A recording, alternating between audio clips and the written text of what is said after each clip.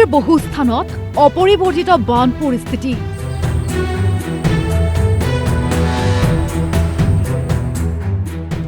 আশ্ৰয় শিবিৰত খাদ্য পানী বিচাৰি হাহাকাৰ। চাবুৱাত কালৰূপ লৈছে মহাবাহুৱে। ভয়াবহ বান পৰিস্থিতিৰ সমান্তৰালভাৱে তীব্ৰ গৰাখহনীয়া। ঠিকাদাৰী গাফিলতি বুলিয়ে ক'ব লাগিব। ঠিকাদাৰী গাফিলতি আৰু বিভাগীয় কৰ্তৃপক্ষৰ যি আছিলে তেওঁলোকৰ গাফিলতিৰ কাৰণে তেওঁলোকৰ তদাৰক কমিটি যিখন আছিলে তেওঁলোকে হয়তো ভালদৰে নিৰীক্ষণ নকৰাৰ বাবেই আজি এই জিঅ'বেসমূহে 2 বছৰ অতিক্ৰম কৰিব নোৱাৰিলে। ডবকাৰ বেদৱাতী অঞ্চলত সাগৰ সদৃশ পৰিৱেশ, বাট পথ ঘৰ বাৰী সকলো পানীৰ তলত। বিভিন্ন এলেকাত গাঁওসমূহ ডুব গৈছে। লোকসকল বিভিন্ন ধৰণৰ খাদ্যৰ অভাৱৰ সন্মুখীন হ'বলগীয়া হৈছে। পশুধনৰ খাদ্যৰ অভাৱত চিঞৰ বাখৰ কৰি আছে। কণ কণ শিশুসকল বিভিন্ন ধৰণৰ সমস্যাৰ সন্মুখীন হ'বলগীয়া হৈছে। নিৰাপদ আশ্ৰয়, খাদ্য পানীৰ তীব্ৰ সংকট, প্ৰশাসনক বন্যাৰ্তৰ আহ্বান। এই মুহূৰ্তত যদিও অলপমান পানী কমিছে, যদিও পানী বৰ্তমান যি লেভেলত আছে এই লেভেলত পানী আছে, এতিয়ালৈকে আৰু কমা নাই।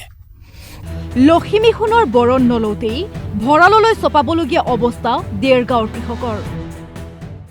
প্ৰায়খিনি মাটিতে বৰধান আছিলে, কোনোবাই একুৰি কোনোবাই দুকুৰি ধান কাটিলে আৰু দেখক এতিয়া কিমান ধুনীয়া এনেকৈ হৈ আছে আৰু ক'বলৈ ভাষাই নাই এতিয়া কি বুলি ক'ম আৰু।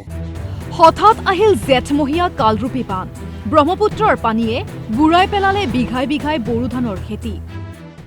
চৰাই চিৰিকটি যদি বান আছিলে, বানটো মাথাউৰিটো ভাঙি পেলাই ৰাতিৰ ভিতৰতে গোটেই আমাৰ মানে কি 1200 প্ৰায় 1400-1500 বিঘা মাটি আপোনাৰ বৰ খেতি মানে পানীৰ তলত ডুব গৈছে।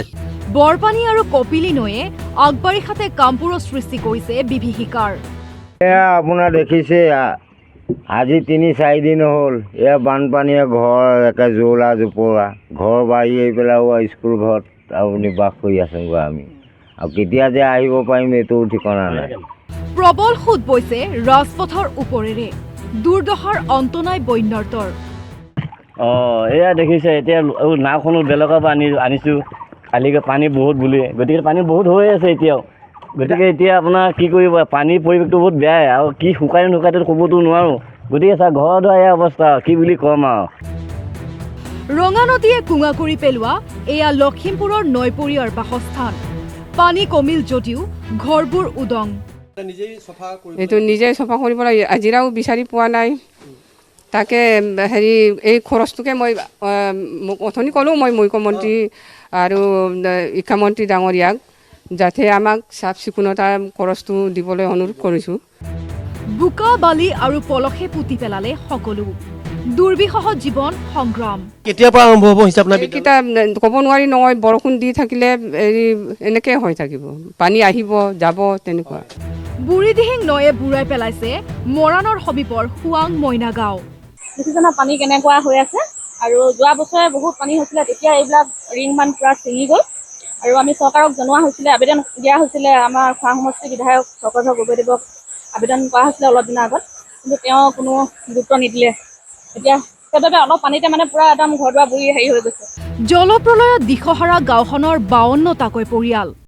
আমাৰ মইনাকত আজি যি বান হৈছে, আমাৰ 3 দিন ধৰি বান হৈ আছে, কোনো চৰকাৰৰ কোনো ৰেছপন্স নাই, কোনো আপোনাৰ ইয়াত চৰকাৰী মানুহ দেখিব পোৱা নাই, কোনো গাঁওখনৰ কোনো আমাৰ যিমান বছৰ পৰা আজি বানপানী হৈ আছে, আজি আমি জন্ম হোৱা বা বানপানী দেখি আহিছোঁ, এই পানী কোনো ধৰণৰ নিৰাময় কৰিবলৈ কোনো চৰকাৰে কোনো ব্যৱস্থা লোৱা নাই। বিভাগীয় মন্ত্ৰী, প্ৰশাসন, সংশ্লিষ্ট বিভাগৰ ওপৰত তীব্ৰ ক্ষোভ নৈপৰীয়াৰ। বছৰি বছৰি মানে এনেকৈ পানী আমাক মানে দৰিদ্ৰ কৰিছে, আমি থাকিব নোৱাৰিছোঁ পানীৰ পৰা, এনেকৈ থাকিবলগীয়া হৈছে। কি কৰিম এতিয়া আমি?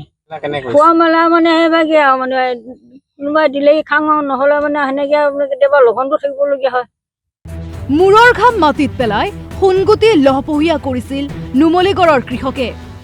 আমি খেতি যেনেধৰণে কৰিছিলোঁ তেনেধৰণে পাবলৈ সক্ষম হোৱা নাই। পিছে হঠাৎ আহিল জেঠমহীয়া বান। প্ৰতিবাৰ বাৰিষাত আহে বান, আৰু প্ৰতিবাৰেই সংহাৰী বানে উটুৱাই নিয়ে হাতীখোৱা অসমীয়াৰ সোণালী সপোন। Bureau report DY 365।